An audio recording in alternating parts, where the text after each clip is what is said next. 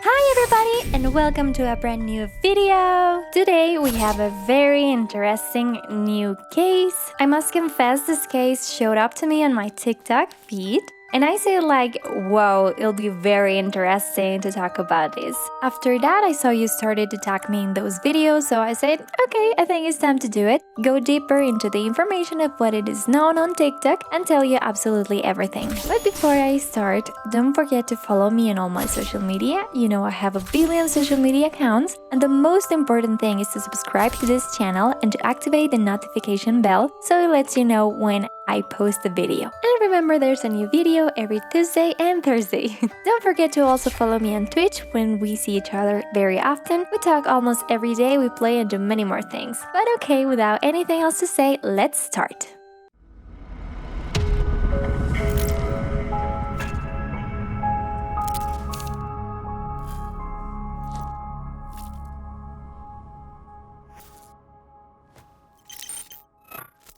The case of Yandere freak. Well, for this case, I want to tell you about two different people to contextualize you a little bit regarding both of them. We're going to start with the first, whose name is Helen Hastings. Helen Rose Hastings was born in Houston, Texas, USA, and was the only child of Philip Hastings and Susan Rosenberg. Her father had already been married twice, and within his first marriage he had 4 kids, which are said to be significantly older than Helen. Her mother was a little over 40 years old and her father was around 65 years old when everything happened. She could say that she considered them to be older parents for her age and in comparison to her friends' parents. It is said that at the time Helen wanted to have a sister, and I think it's something very normal that happens when we're little. She wanted to have a younger sister, however, her mother Susan couldn't give birth to a new baby because she developed preeclampsia during Helen's pregnancy, which almost led her to death when she was given birth to her. Given that, she was never able to have a younger sister, and she remained the youngest of all her stepbrothers, with whom she didn't have a close relationship. She ended up being the only child of this marriage, and her parents dedicated their whole lives to the pharmaceutical and genetical topics. They were famous, you could say it, acclaimed geneticists who work in the Baylor College of Medicine. People say that since she was very little, Helen was a girl who developed a little more than others. When she was only 18 months, she could almost speak perfectly. Like, she spoke in very complete sentences, which is something most kids her age didn't do. She also took part in a bunch of extracurricular activities. You can say that her parents wanted to exploit that idea of her being very developed for her age, so they signed her up for many courses, such as swimming, choir, rock bands, camps, and robotics, which was something really particular because, as you can see, there are many topics which are opposed to others among the things she practiced. But they say she was like that, going to one place and then the other. At the same time, she was really focused on the things she liked. What did many people say? That she was thirsty to know it all and to acquire a lot of knowledge. She wanted to go beyond what a normal person would do. She traveled a lot during a large period of time in her childhood, from when she was 7 until she was 10 years old. She went with her parents to conferences to different places. Among others, she went to Croatia, Oslo, and even Tokyo. She started to fall in love a lot with Japanese culture and told her parents that eventually, when she grew up, she wanted to open up an institute for scientific women in Japan. What happened? Helen also continued to be very friendly, very outgoing, and tried to make a lot of friends. But at the same time, when she was in high school, this didn't bring her so much good luck.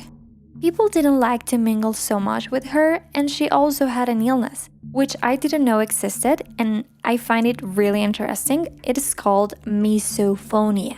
Misophonia is an illness in which you have an intense aversion to various specific sounds, like sounds you can't stand.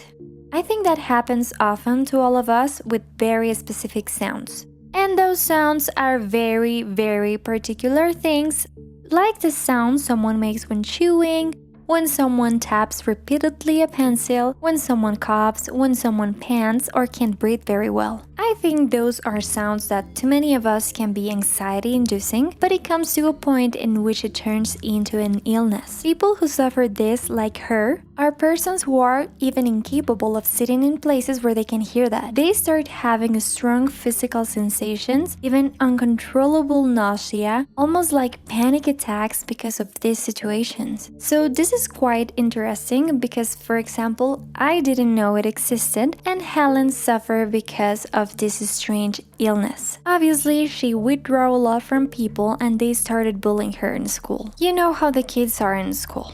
They tend to be really cruel, so they make her life impossible. It is even said that on one occasion she started a relationship and it is unknown if it was with a person who was the same sex as her, but this person decided to tell everybody that they were together, and this was obviously harder, for it broke Helen's trust and made the bullying become stronger. Soon, she also identified herself as a pansexual person, which, as you can imagine, also brought her some problems. Despite we being in a supposedly advanced time, what happened? She started developing, aside the illness she already had, anxiety, depression, and that even led her to develop eating disorders. She eventually also met another person who became her partner through the internet. They maintained a very toxic and abusive relationship. But what happened? She continued feeling this love for all that was Japanese, for this culture, and she started to step into the community that we all know as the cosplay one. She began taking a huge interest in this. She started making her own cosplays, and then she began meeting more people that one way or another helped her a great deal. You know that when you find a hobby and people who share it, things change, so she started making friends, meeting with persons from this ambience, and obviously she spent much more time within this community and making cosplays. For those of you who don't know, even though I think everybody knows, but in this case, if you don't know, cosplay is a community in which people make their own outfits, makeups, wigs. Well, there are a lot of things related to pop culture, video game culture, and anime culture. They make like costumes, which I know they don't like to call costumes, but they make cosplays from their favorite characters, and is basically what this community does. It's really impressive and they really are talented. I feel like I've never been a part of that community, but I really admire what people who belong there do. Everything is spectacular. It's a gorgeous thing. What also happened within this community is many people identify themselves quite a lot with some characters. Obviously, they include acting with their cosplays, which makes them more interesting. Some of them are also able to accentuate their features and do many particular things so they can look very similar to the character they're embodying. She started to enter this world and also the social media world, creating her profile centered around cosplay on Instagram and also on TikTok, which before was Musical.ly. She began to acquire certain popularity within the community, and it was like her features were perfect to do cosplay. She was also very expressive with her face, which helped her with the lip syncs that were in the platform. The people who knew her within this community, at the same time that she studied at Oberlin College, which was her high school, described her as a smiley girl who had enthusiasm and compassion for others. She was very talented. And here's when I'm going to present you the next person for this story. For within this cosplay circle, 2 years after she took part in it, when she was in 10th grade, she met a new person, a new friend, who was also involved in this cosplay world and who was known in social media as Yandere Freak. Her real name was Mary Ann Oliver Snow, and she also back then had another username. Some knew her as Snow the Salt Queen. This was a 22-year-old girl, also born in Houston, Texas, who also entered the cosplay world from a very young age. Same as Helen, she signed up for video platforms such as TikTok using the name Yandere Freak. There, eventually, her cosplays and personifications made her obtain a total of 1.6 million followers and more than 50 million likes on her videos. Let's say she was renowned within the community. People say that she and Helen became one of the main inspirations or leaders within the Houston cosplay community. It is said that Yandere identified herself as a non-binary. She wrote she was a she/he, so you could call her by both pronouns. Because of the cosplay she did and her female characters, many people call her a she. But so I don't forget and make a mistake regarding the inclusion topic or use the wrong pronoun, I'm going to talk about her as a she. But let it be known that she calls herself, or identifies herself as a non-binary.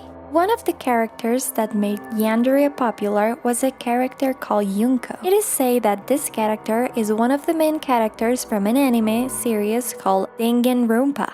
I don't know if that's how you pronounce it, and I'm also very sorry if I offend anyone by pronouncing it wrong. I know the communities are very sensitive about that, so I'm sorry if I'm not saying it right. But it's an anime, and it's a character that has a duality between sweetness and empathy, although sometimes its personality turns a little dark. Because of her features and her way of doing her cosplay, people say that she looks really alike, and that gained her popularity, making her almost a celebrity within the cosplay community. On many occasions, it was said that Yandere wrote on her description that she was an IRL of Yunko's character. For those of you who don't know, the IRL could be considered as something you're living in real life. So many people say that the personality of that character was a very similar personality to the one that Yandere had in real life. But what happened? Obviously, let's say I don't have many facts about Yandere's life or Anne,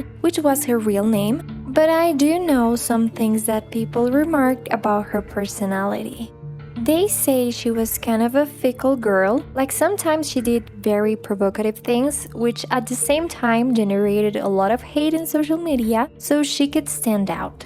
You can say that many characterize her as a girl who really loved to create this kind of controversies, so the people go to know her much more. There are many controversies that people tie to Yandere, or Anne. Let's talk about her as Anne so we don't get confused. For example, at some point she was in a relationship with someone and eventually they broke up. She forbade all her friends from seeing that person. When she found out that they had been with this boy at the time, it was like she tried to make them pay, like seeking retaliation against them. There was another controversy because she filmed a video of one of her cosplays with one of her cosplay characters inside a cemetery. Here I'm gonna show you the video.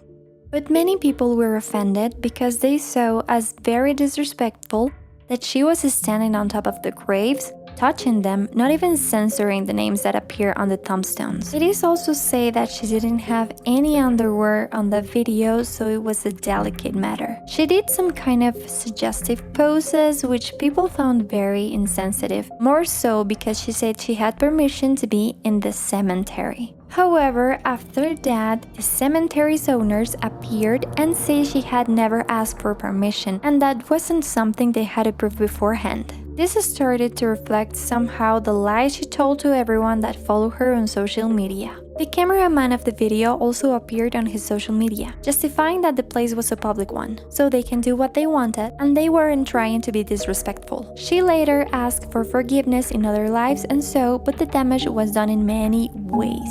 Other controversy that this girl had was that she generally did cosplays from characters that were considered to be underage in the series, and what she did was somehow sexualize them for the way she dressed. She also tried to sell suggestive photos wearing those cosplays, and according to what I read, this is quite frowned upon within the community, because she takes characters that are considered kids to sell them to adults. So this, in some way, could be pedophilia or something like that. And this was very frowned upon, so she was in the middle of this controversy a lot. She was involved in another controversy for selling some wigs. Among those was one of her Yonko character. As you can see, it's a very big wig that it has a lot of hair and you wear it in a specific way.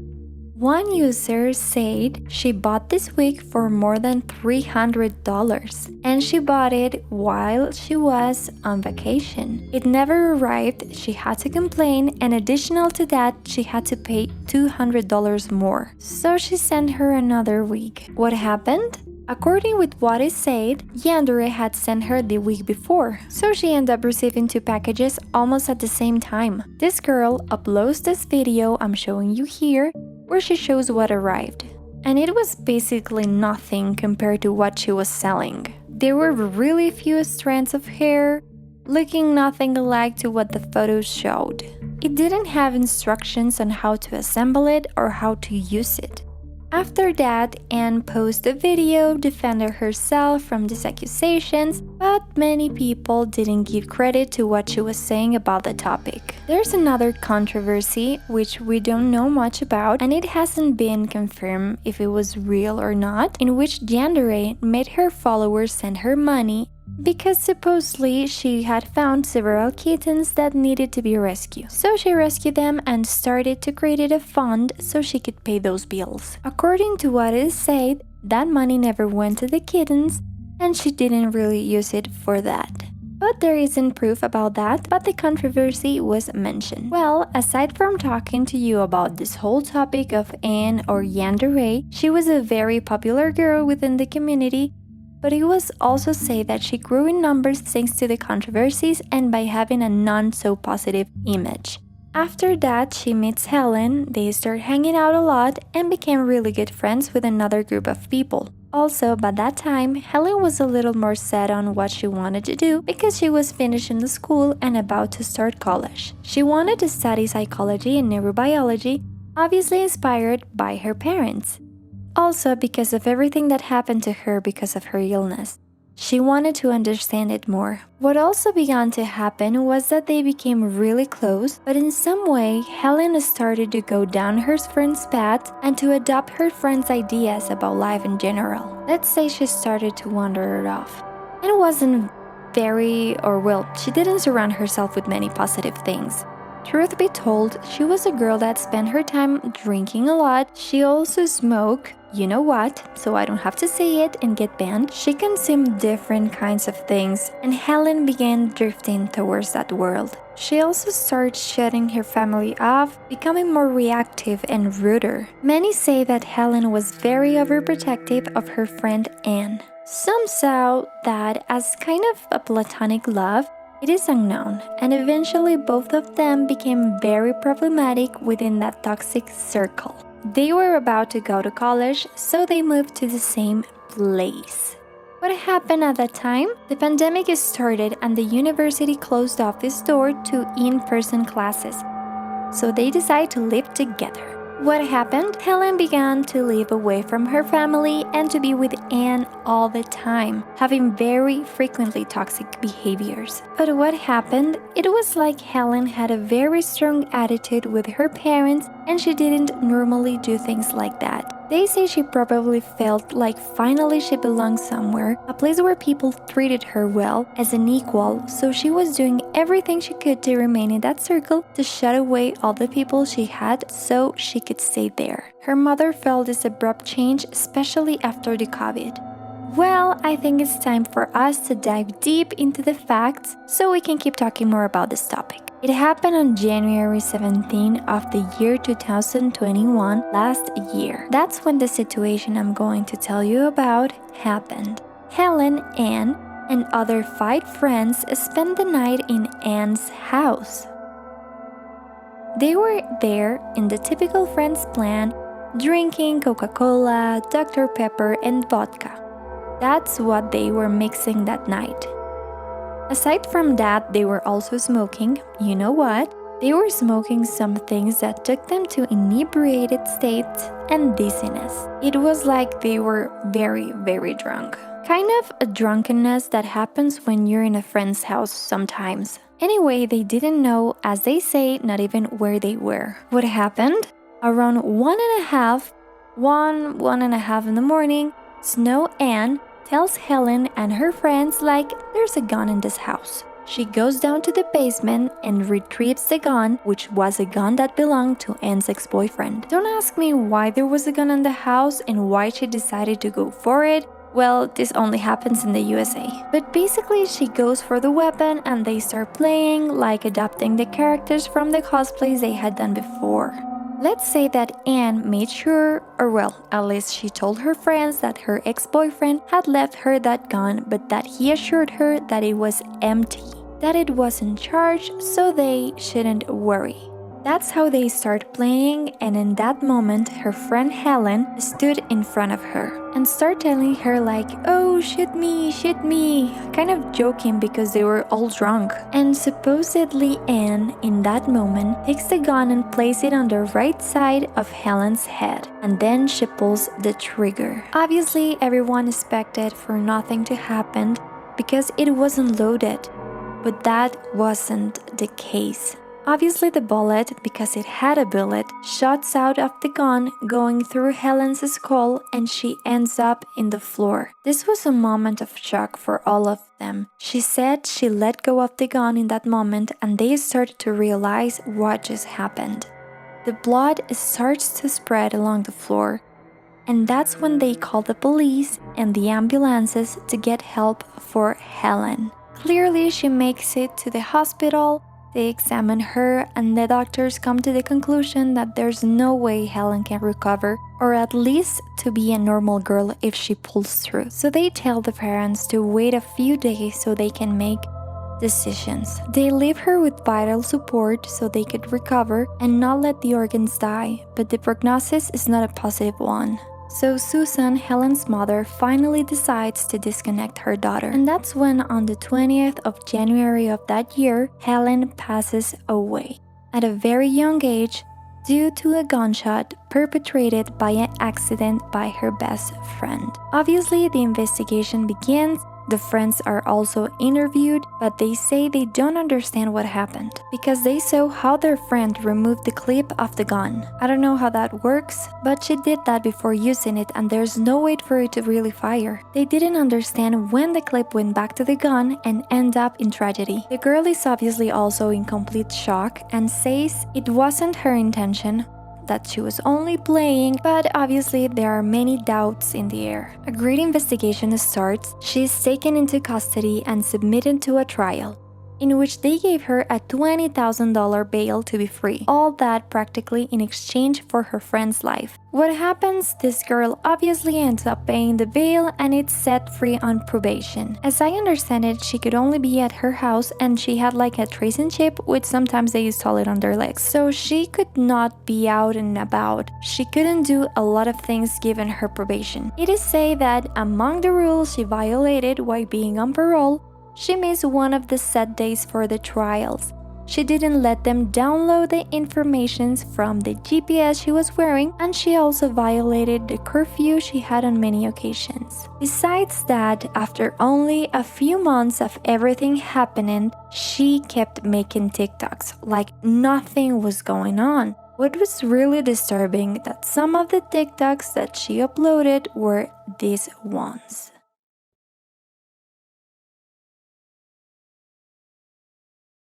Come on, Gromit, we've got to hide the body. There's no cheese and crackers in prison, Gromit. Now come on.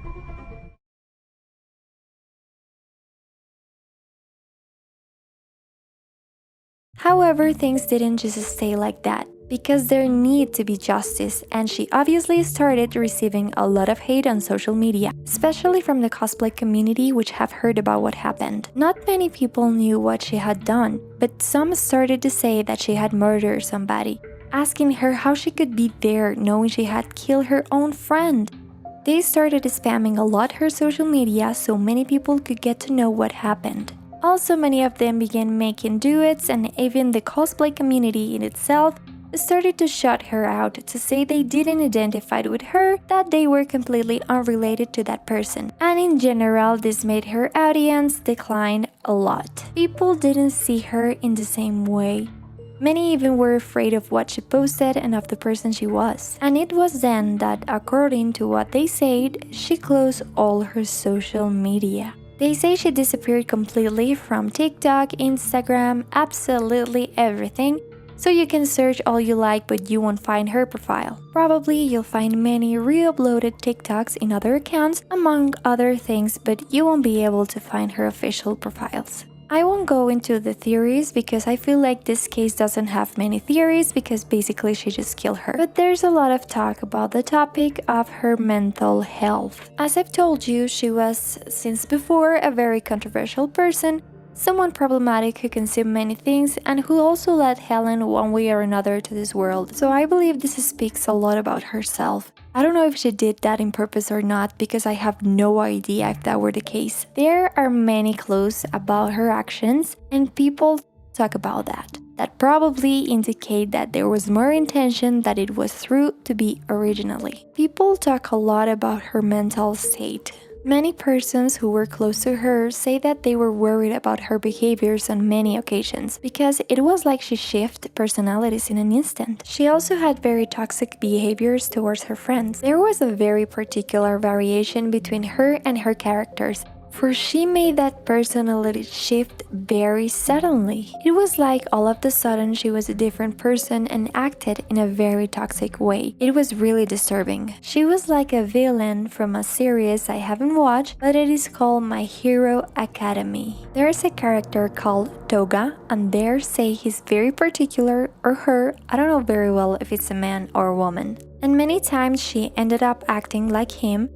So she had these strange moments of not being her, or maybe being her. Some even say that she could have a DID, or a dissociative identity disorder. There are people who even went to the same parties as her and talk about how fast she changed her way of speaking, her voice, all this. It was like she did very particular and strange things. Many people close to her talked about her excesses, and it wasn't only her who behaved in that way, but many of her friends also had very particular moments in which they did very similar things regarding the excesses, which were very shocking. This was something very awful to the community, according to what I read, because obviously many people started to make a connection between people who did cosplay and those bad things. They thought almost all were crazy given the way they act like the characters. Many of them villains are very sick and crazy. But almost all of the community opposed to this and say that she was really one of the few that go way too deep into the character, believing it's a reality. She thought she was her character. And that really doesn't happen often, and this was a very particular case. I obviously feel that this is the truth because otherwise we will be hearing about cosplayers who kill people all the time. Many obviously catalog this as a very tragic accident due to the mix of alcohol, drugs, and many other things, additional to a gun that was unknowingly loaded. But there are also many questions. Why would she have the gun? Why would she have her ex-gun? Why would she have her ex-gun loaded? Why would they play that shoot me thing? Maybe in some way Helen had also a mental health or personality disorder issue. It is unknown. Also, the fact that she made TikToks after all this was very strange. Besides, they were TikToks in which the blood was evident, in which she talked about these topics like they didn't affect her. I mean, if I do that with a friend, you can count on me being traumatized for life. I swear. According to Anne's lawyer, she's also trying to get through this, to receive psychological help because she wasn't well. But we can know that for sure because she disappeared from the radar. None of the others who witnessed the death that day had been accused for obvious reasons. Investigations were conducted and nobody else touched the gun. Many consider that she should remain in jail or in a psychiatrist hospital, where she won't be able to harm more people, because after all, we don't know what she's doing out there.